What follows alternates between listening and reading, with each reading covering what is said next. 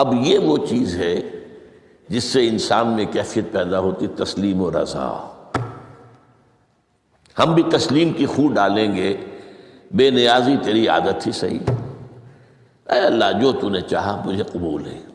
اسی لیے میں نے آپ کو آیتیں سنائیں سورہ تغابن کی، ما اصاب من مصیبت الا باذن اللہ، کوئی مصیبت نہیں آتی مگر اللہ کے اذن سے۔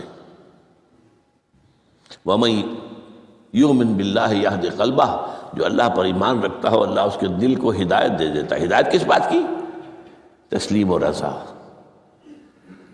ستمش گر حوست کا شد کہ میں سر سر وہ سمندرا، نہیں یہ دوسرا شعر میں پڑھنا چاہتا تھا۔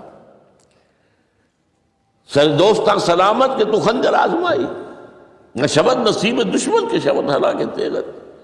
اے اللہ تیری طرف سے ہے، مجھے قبول ہے، اور بظاہر مجھے تکلیف ہو رہی ہے لیکن یقیناً اس میں میرا کوئی خیر ہے۔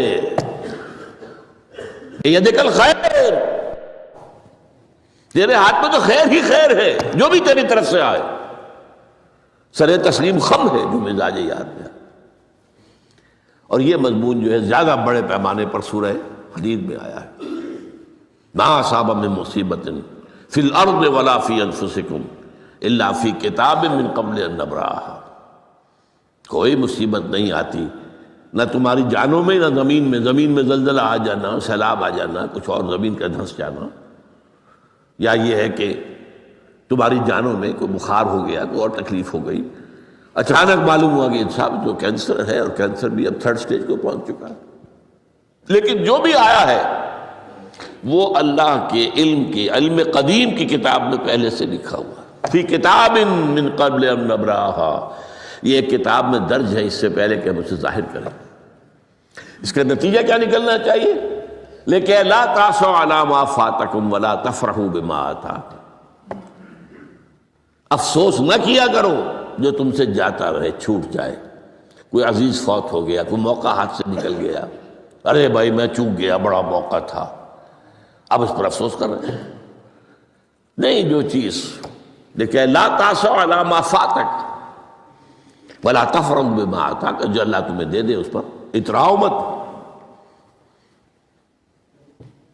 وما اصابک لم یکن لیخطئک واعلم ان النصر مع الصبر، اور جان لو اللہ کی مدد صبر کے ساتھ آتی ہے، جو آئے اس کی طرف سے جھیلو۔ زبان پر کلمہ شکوہ اور شکایت نہ آئے، اللہ سے شکایت نہ آئے، تسلیم و رضا، جو تیری رضا ہے۔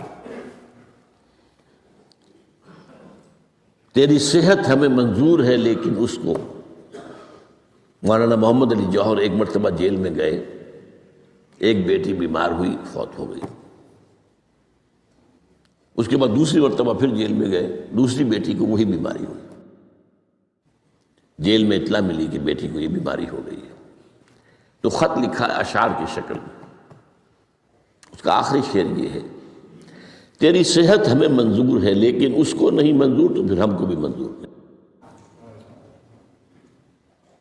ہم تو چاہتے ہیں میں بیٹی کے تجھے شفا ہو جائے، اسے منظور نہیں تو پھر ہمیں بھی منظور۔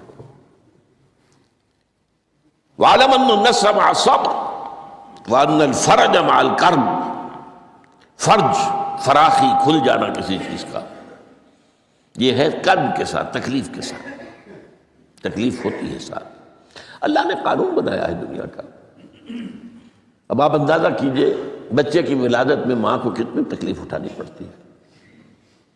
آج کل تو فیشن ہو گیا ہے، سیدھے سیدھے جاؤ آپریشن کراؤ، تکلیف سے بچ جاؤ، لیکن یہ ہے کہ یہ بھی آپ کے علم میں ہوگا، وہ ساری تکلیف جیسے ہی بچے کو لا کر ماں کے برابر لٹایا ہے، ساری تکلیف ختم، پھر جو راحت اس سے میسر آتی ہے۔